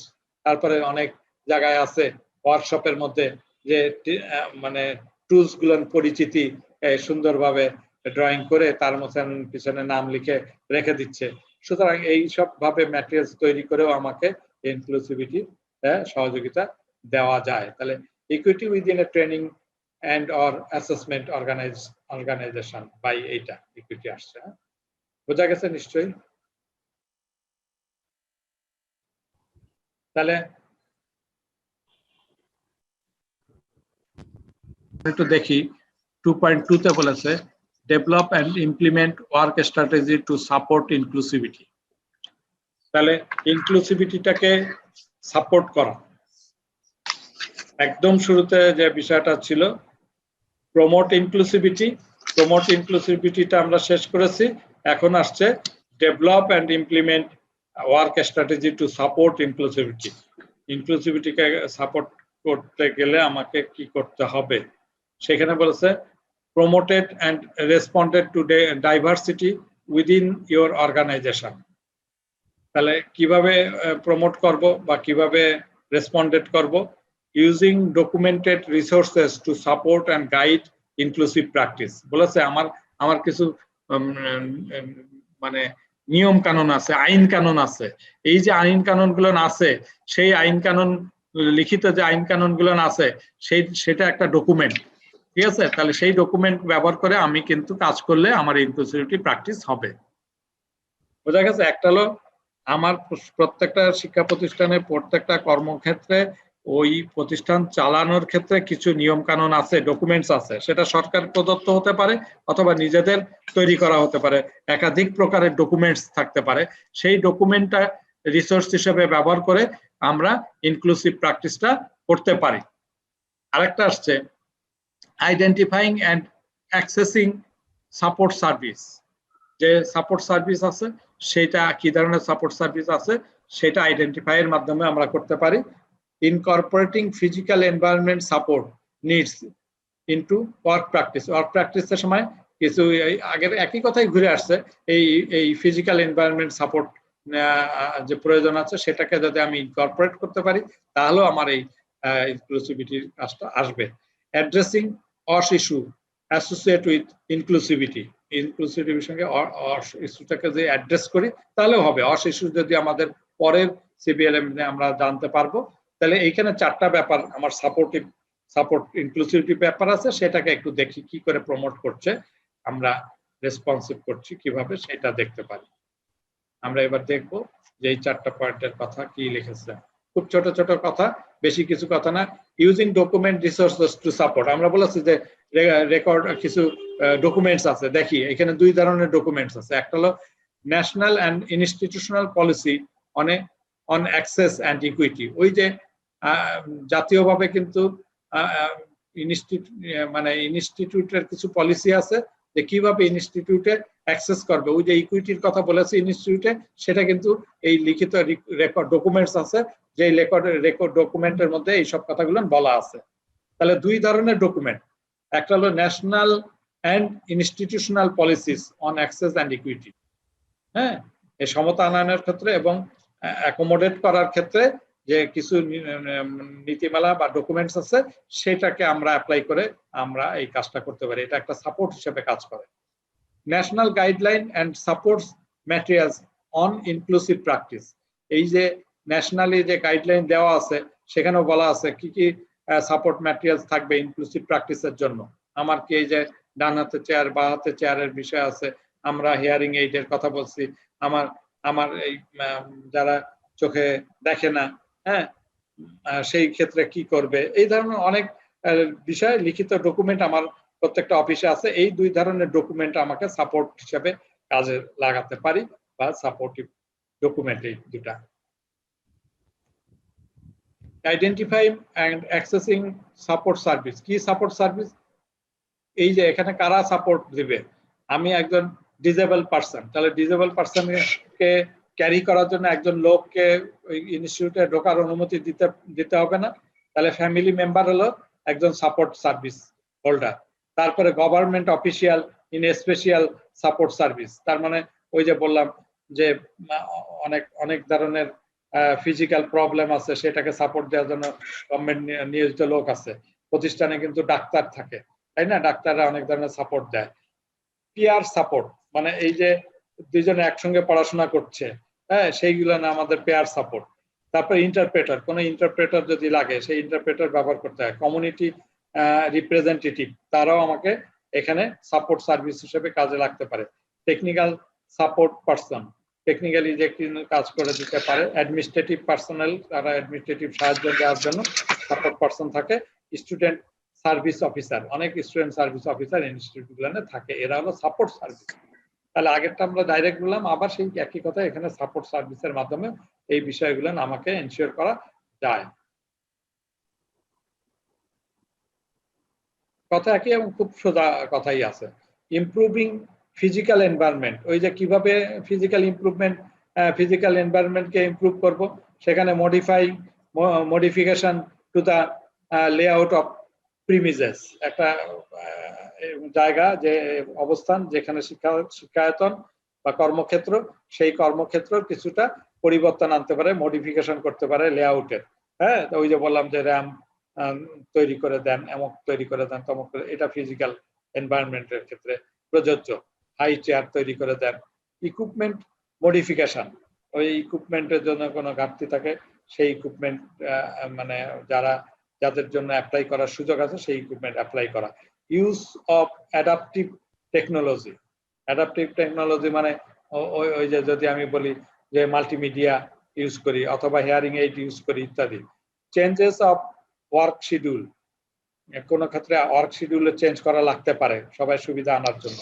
Modification of job design, job এক একজন এমপ্লয়ের জন্য এক এক টাইপের জব। হ্যাঁ, একজন ফিজিক্যালি প্রবলেম আছে, সে মুভমেন্ট করতে পারবে না, সুতরাং তার ক্ষেত্রে হয়তো সে গেটে দারোয়ান হিসেবেই ছিল, কিন্তু দারোয়ানের মুভমেন্ট থাকার প্রয়োজন আছে, তাকে এমন ভাবে সেট করা হলো যে সে মুভমেন্ট করতে পারবে না, সেই ক্ষেত্রে তার জবের কিছু বিষয় পরিবর্তন করলো, ঠিক আছে, সে ফোন করবে বা অন্য কিছু করবে, এরকম সুবিধা এনে দিতে পারে।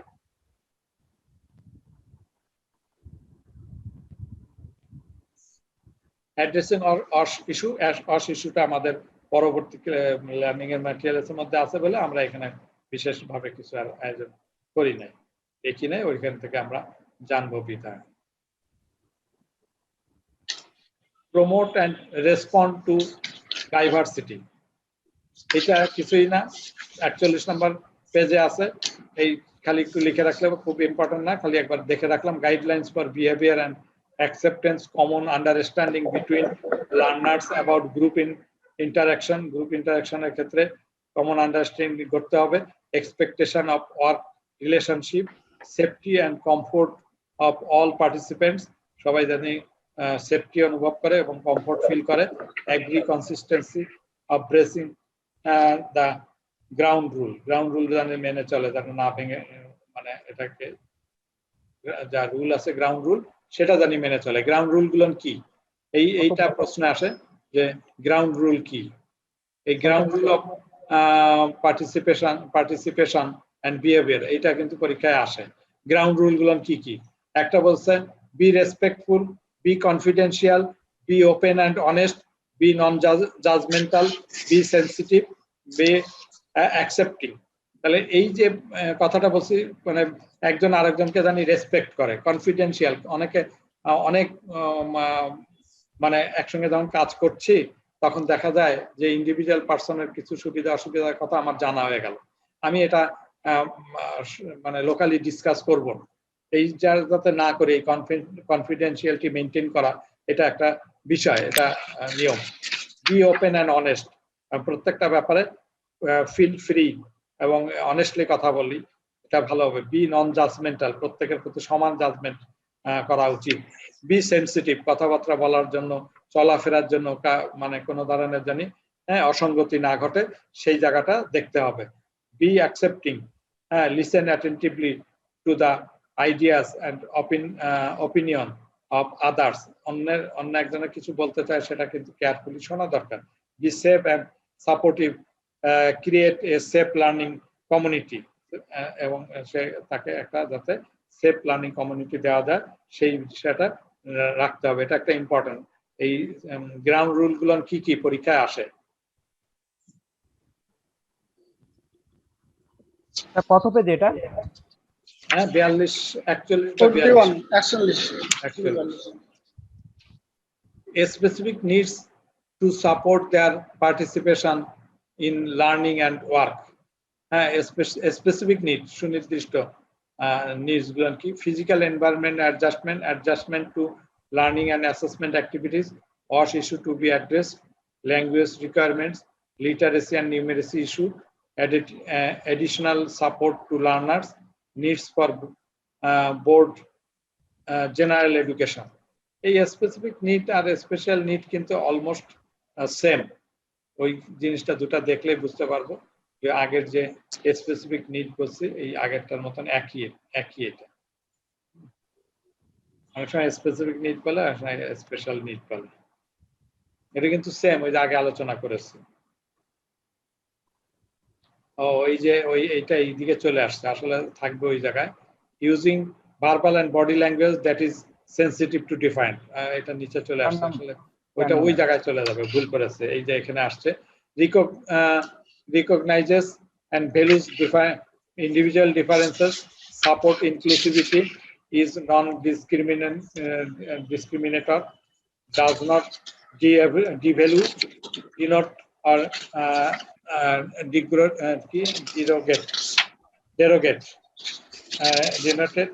derogate, does not suggest fear, mistrust or lack of understanding, and does not label or suggest assumption about capabilities. এই ভার্বাল যে বিষয়গুলো বলছে যে কাউকে আমাকে মিসআন্ডারস্ট্যান্ডিং করা উচিত না, যাকে অবিশ্বাস করা উচিত না, এই যে বিষয়গুলো এটা খেয়াল করার বিষয়। হ্যাঁ, কাউকে অমূল্যায়ন করা উচিত না, ইজ নন ডিসক্রিমিনেট, একটা আইসোলেটেড করে ফেলা উচিত না, একসঙ্গে রাখা উচিত। হ্যাঁ, সাপোর্টস ইনক্লুসিভিটিকে সাপোর্ট করা উচিত, রিকগনাইজ করা উচিত, ভ্যালু ইন্ডিভিজুয়াল দেওয়া উচিত। তার মানে এইভাবে হ্যাঁ বডি ল্যাঙ্গুয়েজ বা ভার্বাল যে বিষয়গুলো খেয়াল রাখতে হবে, তাহলে এটা ইনক্লুসিভিটি বাড়ে। অনেক সময় কিন্তু আমরা এই কাজগুলো করে থাকি। 2.4 এ যেটা promote a culture of inclusive learning, পরে যেটা হচ্ছে removing barrier for persons with disability, PWD খেয়াল রাখতে হবে। PWD খালি এরকম ভাবে লিখে থাকে, পারসন উইথ ডিসএবিলিটি। হ্যাঁ, রিমুভিং ব্যারিয়ার অর্থাৎ ওই ডিসেবল পারসনের ক্ষেত্রে যদি কোনো সমস্যা তৈরি হয় তাহলে সেই সমস্যাটা দূরীভূত করাটা দরকার। Role and forms of addressing PWD issue, এবং এই যে PWD ইস্যুর ক্ষেত্রে যদি যে ধরনের রোল প্লে করা দরকার সেটা করতে হবে। জেন্ডার ইস্যুর ক্ষেত্রে একই ব্যাপার। তাহলে এই ক্ষেত্রে কালচারাল যে বিষয়টা 3টা পয়েন্ট আমরা বলেছি, দ্যাটস এনাফ। লাস্ট পয়েন্ট হচ্ছে monitor and improve work practice. আমাকে লাস্ট গেল মনিটরিং করতে হবে কিভাবে এই পরীক্ষা, এটাও পরীক্ষায় আসে। PADC সাইকেল মানে প্ল্যান, ডু, চেক, অ্যাক্ট। এটা খুব একটা ইম্পর্টেন্ট কথা আজকালকার সময়। প্রথম কথা হচ্ছে যে কোনো কাজ করার ক্ষেত্রে আগে প্ল্যান তৈরি করতে হবে, সেই প্ল্যান তৈরি করে সেই অনুযায়ী কাজ করব, তারপরে সেটা সঠিক হলো কিনা সেটা রিভিউ করব, যদি সেটা সঠিক হয় তাহলে এটা অ্যাক্ট করব। আমরা একটা সিম্পল এক্সাম্পল দেই যে 7 রাস্তা থেকে গাজীপুর চৌরাস্তা পর্যন্ত ঠিক করা হলো কি যে এইখানে লুপিং, রোডের মধ্যে লুপ করবে। লুপটা নিশ্চয়ই আমরা খেয়াল করছি। তো লুপিং এর মাধ্যমে প্রবলেম সলভ করা যায়। প্রথমে আমাদের উত্তরে একটা এরকম লুপ তৈরি করেছে, হ্যাঁ, বিগত মেয়র দক্ষিণ সিটির। সেই লুপটা তৈরি করার পরে দেখা গেছে তাই তো ওই এলাকায় কিন্তু যানজটটা কমে গেছে। তাহলে এই যে পাইলট বেসিসে একটা কাজ প্ল্যান করলে, পুরাটা প্ল্যান করছে, পাইলট বেসিসে একটা কাজ এক্সিকিউট করছে, করার পরে যে দেখছে না এটা রেজাল্ট ভালো আসছে, তখন আবার এটাকে চেক করতেছে। হ্যাঁ, কিছু সমস্যা হয়েছে যে সেখানে দেখছে যে সব জায়গাটা একই রকম ওয়াইড না, কিছুটা ন্যারো আছে, কোনো জায়গায় ন্যারো আছে, যেসব জায়গায় ন্যারো আছে ওটা আশেপাশে জায়গা কিনে ওটাকে ওয়াইড করা প্রয়োজন আছে। সো সেই সব জায়গাগুলো যদি ওয়াইড করে দেওয়া আছে, তারপরে আবার চেক করে এটা রিভিউ করছে, রিভিউ করে তারপরে আবার নতুন করে এটাকে করেছে। তার মানে প্রথম যখন করেছিল তখন যেটুকু উপকার পেয়েছিল, তখন দেখছে উপকার কিছু পেয়েছে, কিন্তু তারপরেও আরো কিছু ঘাটতি রয়ে গেছে, সেই ঘাটতিটাকে রিমুভ করে আবার কাজ করেছে এবং গ্রাজুয়ালি এই লুপগুলো তৈরি হচ্ছে। হ্যাঁ, এখনো কিন্তু কিছু কিছু সমস্যা আছে, আবার এই সমস্যা রিমুভ করলে টোটাল কাজটা যখন একসময় শেষ হয়ে যাবে তখন এটা ভালো রেজাল্ট বা ইমপ্রুভ রেজাল্ট পাওয়া যাবে। এই PADC টা পরীক্ষা আসে যে PADC সাইকেল বলতে কি বুঝো? Just plan, do, check, act. এই কথাটাই বলতে হবে। হ্যাঁ, এটা পরীক্ষায় অবশ্যই আসে। মোটামুটি ভাবে এইটাই ছবি পিএডিসি সাইকেলের। এটা আমরা বলছি multiple iteration of PADC cycle, this and that. তাহলে এই পর্যন্ত আমরা মোটামুটি একটু র্যাপিড টেনে গেছি, তাড়াতাড়ি করেছি। বইটা দেখতে হবে, ইনক্লুসিভিটির ভিতর থেকে কিন্তু 3টা প্রশ্ন আসে পরীক্ষায়। আমাদের 20টা প্রশ্নের মধ্যে দেখা যাচ্ছে প্রথম এবং দ্বিতীয় 2টা ইউনিট নিয়ে 6টা প্রশ্ন প্রায় চলে আসে। আমি মোটামুটি তাড়াতাড়ি টেনেছি, দেন আগের দিন একটু কম হয়েছে, কারণ একটু ফাস্ট না গেলে হবে না, কারণ আমরা আবার রিভিউ করব, অবশ্যই রিভিউ করব, না বুঝলে